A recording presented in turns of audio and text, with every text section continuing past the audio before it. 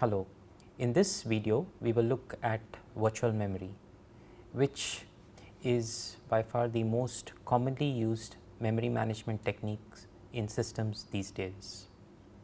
So, in a virtual memory system, the entire RAM which is present in the system is split into equal sized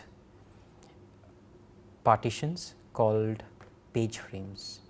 So, typically page frames would be of 4 kilobytes each.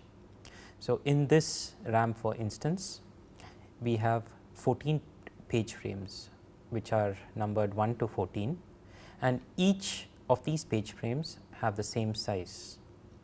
In the previous Intel processors, all pages were fixed at 4 kilobytes, but in more recent processors we could have pages or page frames which are of a larger size.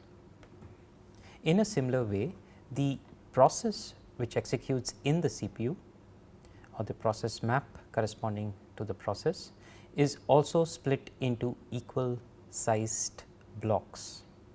Now, the split of a process is in such a way that the block size of a process, that is this size, is equal to the page frame size, that is the size of each block in this process is equal to the page frame size. Now, because we have split the RAM like this as well as the process's memory in a similar way, what we can then do is allocate blocks in a process to page frames in the RAM. Additionally, what the operating system maintains is a table. This table is also present in the RAM and not shown over here, but what it contains is the mapping from the process blocks to the page frames. For instance, over here the mapping is very simple. Block 1 of the process gets mapped into page frame number 1, that is block 1 of the process gets mapped into page frame number 1, block 2 gets mapped to page frame 2, block 3 gets mapped to page frame 3, and so on. Now, this I would like to highlight again is a per process page table. So, per process means that every process running on the system will have a similar page table as shown over here. Now, because we have such a table which provides the mapping between blocks of a process to the corresponding page frame, what we can then do is we could have any kind of mapping that we choose. For instance, now we have block 1 of the process present in block 14, that is over here, block 2 of the process present in page frame 2, block 3 of the process in page frame 13, and so on. Essentially, what we are able to achieve with this particular process page table is that the blocks of the process need not be in contiguous page frames in the RAM. However, the overhead that we incur is that every time a particular memory location needs to be accessed in the process's memory map, the CPU would need to look up the process's page table, obtain the corresponding page frame number for that particular address, and only then can the RAM be addressed or accessed. For instance, let us say that the program executing in the CPU accesses a memory location in, say, the block 3 of the process. So, this could be an instruction or a load or store to some data. Now, when such an operation is executed, a memory management unit present in the processor would intercept this access, and then it was going to look up into the page table and find that the corresponding page frame which stores block number 3 is 13.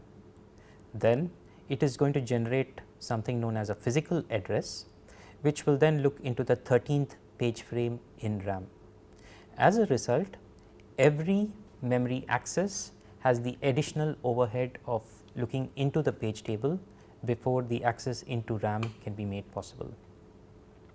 So, this lookup into the page table is the extra overhead, and typically this overhead is partially mitigated by using something known as a TLB cache or a translational look aside buffer cache. So, we will not go into details about the TLB cache, but for our understanding with respect to the course we are studying, we need to remember that every memory access or every load or store or instruction fetched by the process during its execution would need to look up a particular page table, and only then can the RAM be accessed. Now, what we mentioned was that every process executing in the system would have its own process page table. Thus, if you have a second process, that is process 2, process 2 will also have its associated page table. Process 3 will also have its associated page table. Now, these processes or these processes, as we have seen, the memory associated with these processes are present in the user space region of the memory. However, the process page tables are present in the kernel space, and therefore, any program you write in the user space will not be able to determine what the process page table mappings are. Now, since we have multiple processes executing in the system, each process could have various page frame mappings. For instance, process 1 has a mapping of all the blue page frames in this particular RAM, while process 2 has all the yellow page frames, and the third process 3 has all the orange page frames. So, now what we can see is that we are capable of sharing the RAM with multiple processes simultaneously. Now, assume that we have a system with a single CPU.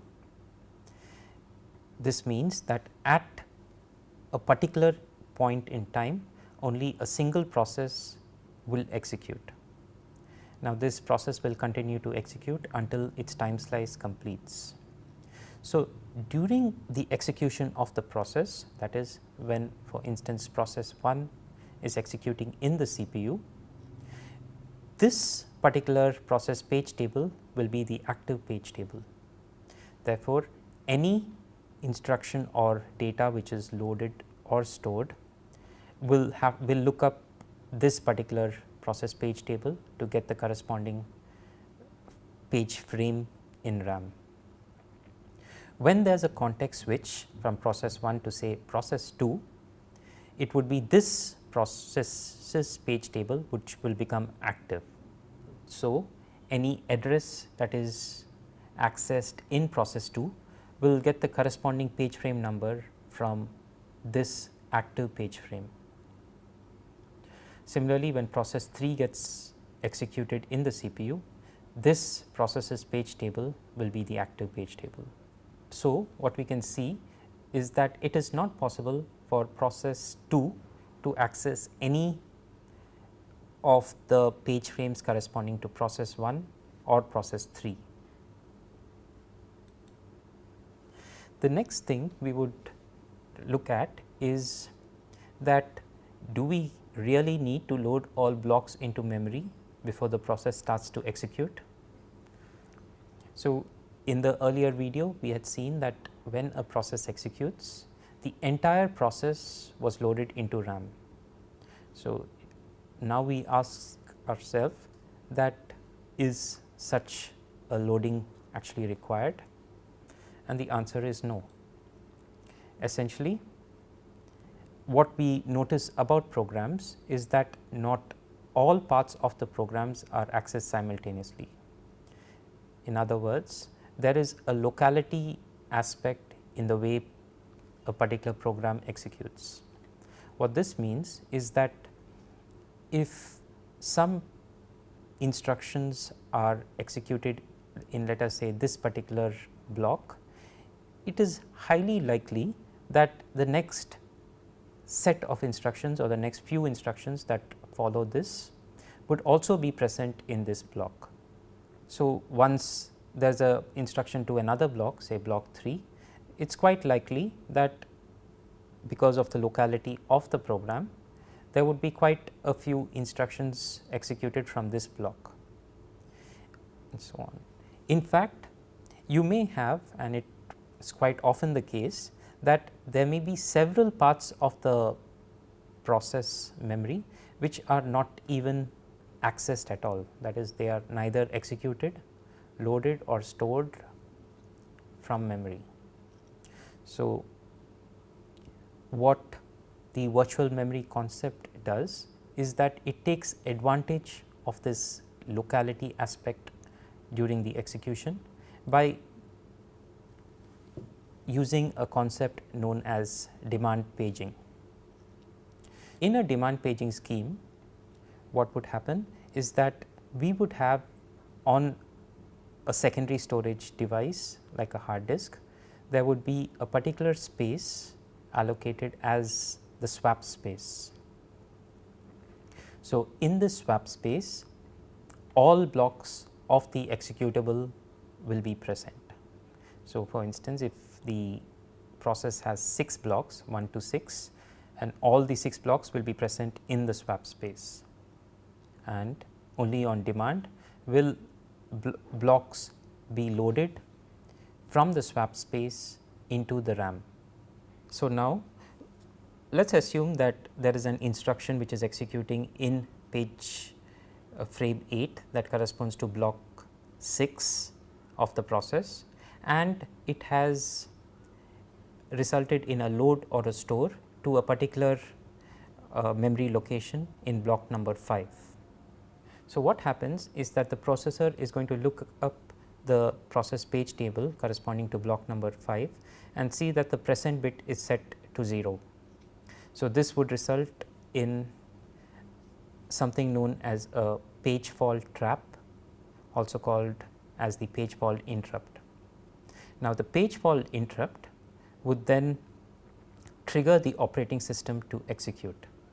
Now, the operating system will then detect that this was a page fault interrupt, and it will determine the cause of this page fault interrupt, and it will load the corresponding page from the disk into RAM.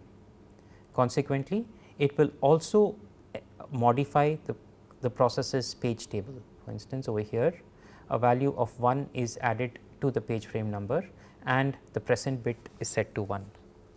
Now, all later accesses to this particular block 5 will not cause a page fault because the present bit is set to 1. However, the first accesses to block 2, 3 and 4 would result in page faults, and it would cause the operating system to execute and load the corresponding blocks into the RAM. Consequently, the page tables for that particular process will be updated. So, now we have reached a state where every page frame in the RAM occupies some block. So, these blocks could either be from the process 1 or process 2 or process 3.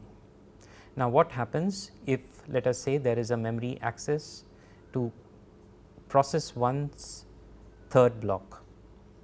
So, as we can see that since the present bit is set to 0 in the process page table, it would result in a page fault interrupt that occurs, and it would trigger the operating system to execute. Now, the thing is, what will the operating system do? So, in order to cater to this particular memory access in the third block, the operating system would need to remove one of these pages. Essentially, it needs to clear up one of these page frames in order to make way for the new block. So, the obvious decision that the operating system would need to make is which of these blocks should it remove in order to make way for the new block. So, this choice is based on some algorithm present in the operating system. So, these are known as the page replacement algorithm, and there are quite a few choices for that, such as the first in first out, least recently used or least frequently used. So, based on the decision that the replacement algorithm makes, the OS would swap out a block from the RAM and replace it with the third block that was recently accessed. Consequently, the present bit corresponding to the block that has been removed will be set to 0. So, we had removed, for instance, the block number 1 from the RAM to the swap, and therefore, the present bit corresponding to block 1 will be set to 0. Now, block 3, which has just got loaded into the particular page frame, will have its page frame number set and the present bit set to 1. So, this process of removing a block from the RAM and replacing it by another is known as the swap out and swap in respectively. The process of moving a block from the RAM to the disk is known as a swap out process, while the process of loading a block from the disk to the RAM is known as swap in. Now, during the process of swap out, that is storing block 1 to the hard disk, all the changes that happened during the execution of the process, all changes that occurred in block 1 will get updated in the swap space.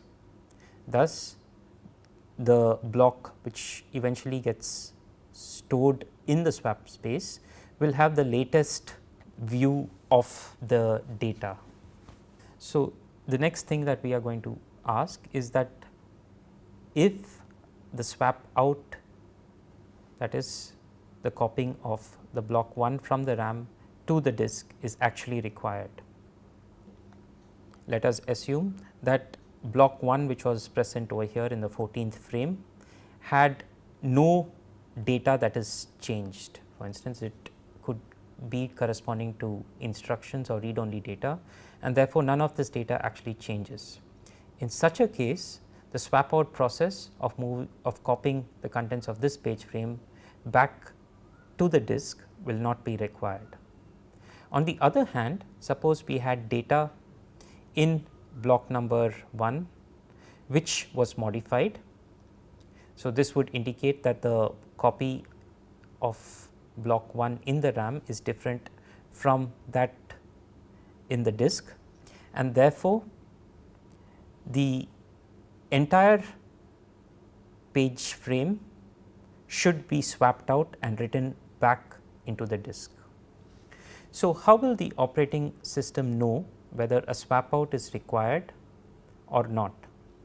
So, this is done by an additional bit which is present in the page table, known as the D bit or the dirty bit. So, the dirty bit essentially indicates whether the contents of a block in the RAM has been modified with respect to its contents in the disk or in the swap space. So, if the dirty bit is set to 1, it indicates that indeed there is a difference between the contents in the RAM corresponding to the contents in the swap space, and therefore, during a page fault, the contents of the page frame will be written back to RAM. If the dirty bit has a value of 0, then the entire swap out process will not be required. You will just require to swap in the new process and replace that corresponding block in that corresponding page frame. In addition to the P and D bits, that is the present and dirty bits, the page table for a process has some additional bits known as the protection bits. So, these protection bits would determine various attributes for a particular block. So, for instance, the process and the operating system could set various blocks as executable, which means that the data present in that block corresponds to executable code, and therefore, the CPU could then execute it. Other bits could also tell whether the block is read only, and therefore, modifying any data in that block will lead to an fault or an error, and bits over here will also determine whether a particular block corresponds to an operating system code or it is a regular user code. So, these additional information is present by the protection bits. Okay, thank you.